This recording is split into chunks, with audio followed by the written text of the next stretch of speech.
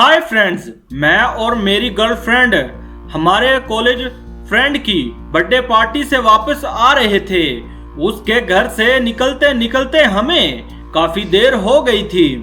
उसका farm house जहां पर पार्टी हो रही थी वो शहर के बाहरी इलाके में था, जो अक्सर सुनसान रहता था। उस दिन भी रात बहुत हो चुकी थी और वो हाईवे बहुत सुनसान पड़ा हुआ था।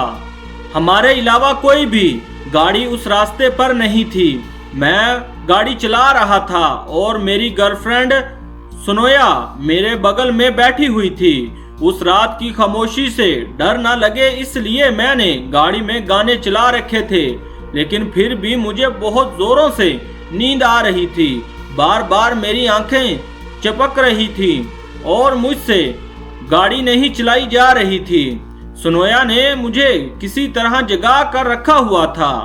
वो बार बार मुझसे कुछ न कुछ बातें कर रही थी, लेकिन मेरा ध्यान उस रोड के अंधेरे पर ही था कि अचानक मुझको झपकी सी आई। जैसे ही मैंने आंखें खोली, मैंने देखा कि मेरी गाड़ी के सामने एक लड़की आ गई है।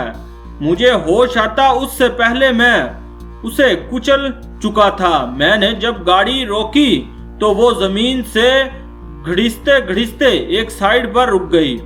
जब मेरी नजर रोड पर गई तब मैंने देखा कि एक लड़की की आधी कटी हुई बॉडी वहां पर पड़ी है। उसका सर और ऊपर का शरीर पड़ा हुआ है, बाकी सब कुछ गायब था। मुझे ऐसा लग रहा था कि जैसे मेरी गाड़ी ने उसे दो हिस्सों में बांट दिया है। सुनोया को उस रोड पर कुछ भी दिखाई नहीं दे रहा था। मैं बहुत घबरा गया था और मैंने वापस से कार स्टार्ट की और जल्दी से अपने घर की ओर निकल गया। अब मेरी नींद पूरी तरह से उड़ चुकी थी। थोड़ा आगे जाकर गाड़ी के साइड वाले शीशे पर अचानक से मेरी नजर पड़ी। तब मेरे होश उड़ गए। मैंने देखा कि उस लड़की की ऊपर की कटी हुई बॉडी मेरी कार के पीछे पीछे आ रही है और फिर कुछ ही पलों में वो एकदम से गायब भी हो गई। सुनोया ये सब कुछ नहीं देख पा रही थी। घबराहट के मारे मैं भी उसको कुछ नहीं बोला कि वो रनवे खत्म ही होने वाला था कि मुझे उस लड़की का निचला हिस्सा यानी दोनों के पैर मेरी गाड़ी के सामने से गुजरते हुए दिखाई दिए। मैंने हिम्मत की और गाड़ी नहीं रोकी और मैं उन पैरों के आर पार हो गया। तब ही मेरी कार के शीशे पर उस लड़की की ऊपर की बॉडी आकर गिरी। मैं चीख उठा और गाड़ी का कंट्रोल लूज कर गया, जिससे मेरी कार डिसबैलेंस होकर पलट गई। सुनोया दूर जाकर रोड पर गिरी। तब ही उस हाईवे पर बहुत तेजी से एक ट्रक गुजर रहा था। उससे पहले मैं उसको बचाता कि वो ट्रक उसको दो हिस्सों में कुचल कर चला गया। मैं बहुत जोरों से चीखा, सुनोया सुनोया सुनोया, और चीखते चीखते बेहोश हो गया। 2 दिन बाद हॉस्पिटल में मेरी आंख खुल गई।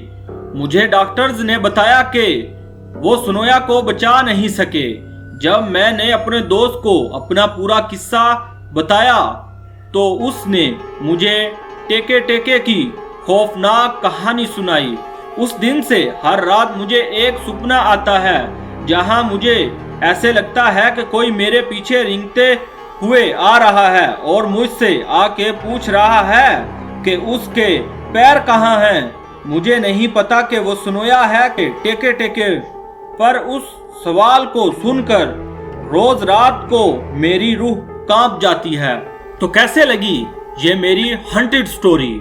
अगर आपको इसी तरह हॉरर स्टोरी चाहिए तो मेरे कार्टून उर्दू स्टोरी को सब्सक्राइब कर लें।